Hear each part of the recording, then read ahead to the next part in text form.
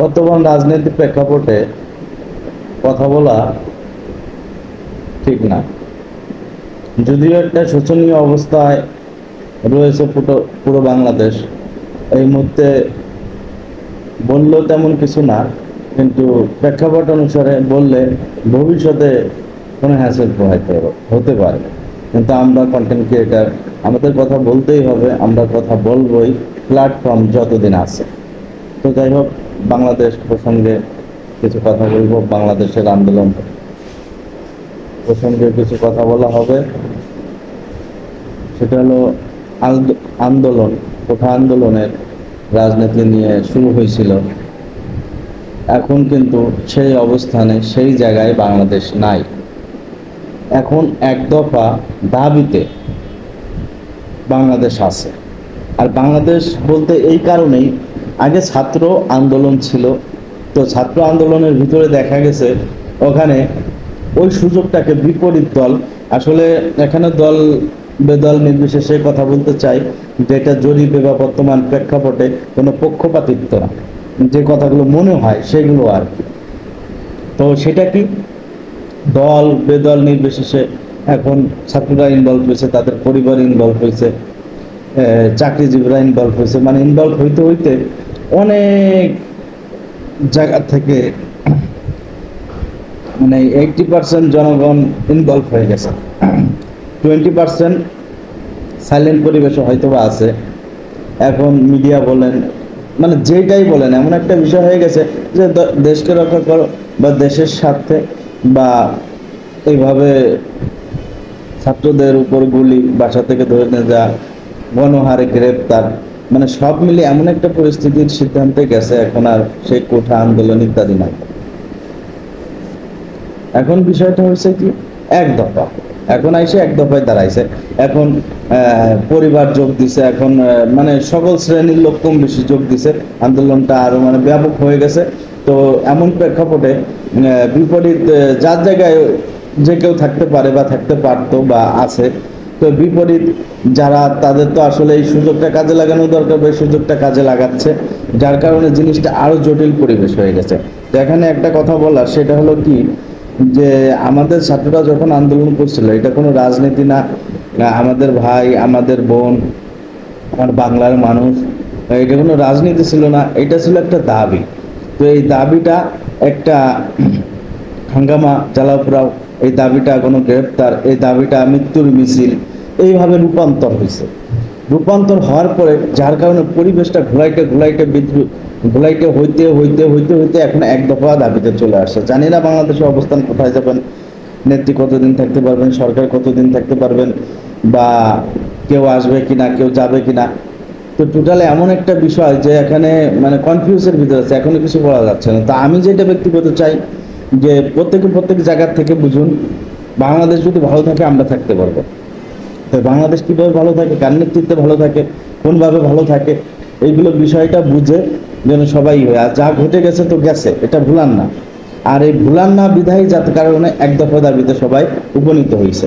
এখন সামনে কি হবে জানি না, তবে এখানে মনে হয় সরকার পক্ষের একটু ভুল হয়েছে মনে হয়। সেটা হলো কি, যখন এই আন্দোলনটা দাবিতে রূপান্তর ছিল, তখন যদি এদের দাবি আরো 5টাও থাকতো, এটা নিয়ে যদি একটা সুষ্ঠু সমাধান হইতো, এই ধরে নিয়ে যা, এইটা মারা, ওইটা করা, গণগ্রেপ্তার, এটা সেটা, ঠিক আছে। আবার বিপরীত কিছু পার্টি আইসে এখানে দেখা গেছে যে আপনার জ্বালাও পুরাও, মানে সুযোগ তো ব্যবহার করবেই। এক দেশে আগুন লাগছে, কেউ বাতাস দিবে, কেউ চুরি করবে, কেউ করবে।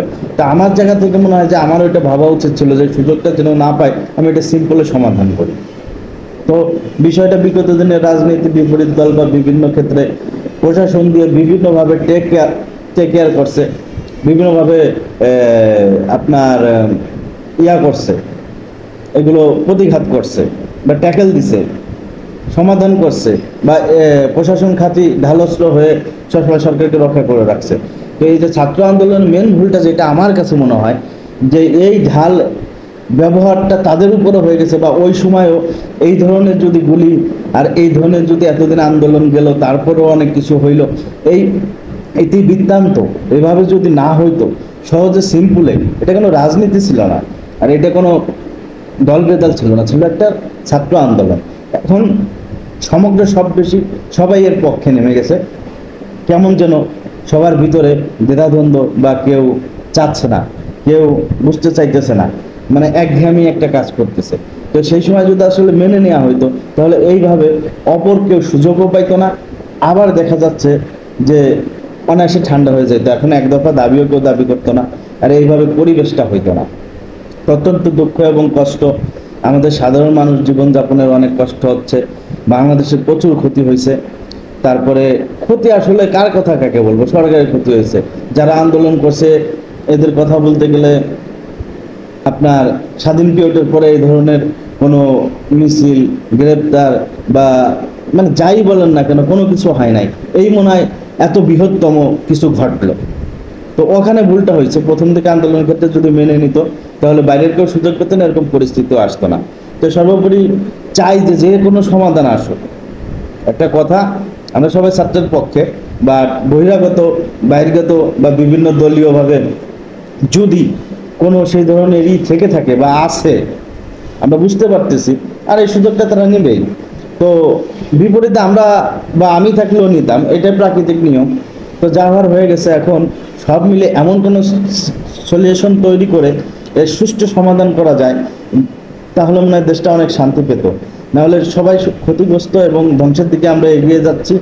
তো সবাইকে আল্লাহ মেধা জ্ঞান দিছে, এখান থেকে সবাই একটু ফিরে এসে ঘুরে দাঁড়িয়ে আমরা চিন্তা করি বাংলাদেশের জন্য, এবং বাংলাদেশের সরকার বাংলাদেশের জন্য চিন্তা করে সুষ্ঠু একটা, আপনার যাই হয়ে যাক, আপনি সুষ্ঠু একটা সমাধান দেন আমাদের জন্য, যেন পৃথিবীর অন্য অন্য কান্ট্রির মতো আমরা কোনো বিপদগ্রস্ত না হই, আমরা সুখ শান্তি এবং হেফাজতে থাকতে পারি, সবাইকে নিয়ে সংসার করতে পারি। এবং সর্বোপরি বাংলাদেশ সর্বস্তরে সর্বদলীয় রাজনীতি যাই বলেন, সবার কাছে অনুরোধ, যেভাবে সুন্দরতম সমাধান হয় সেটাই করেন। ভুল থেকে শিক্ষা নিয়ে। আসসালামু আলাইকুম রহমতুল্লাহ। ভুল ত্রুটি মার্জনা ক্ষমা করবেন। আমার জাস্ট মাইন্ডের কথা, আমার জাস্ট মনের কথা আমি সাধারণ একজন মানুষ হয়ে শেয়ার করলাম।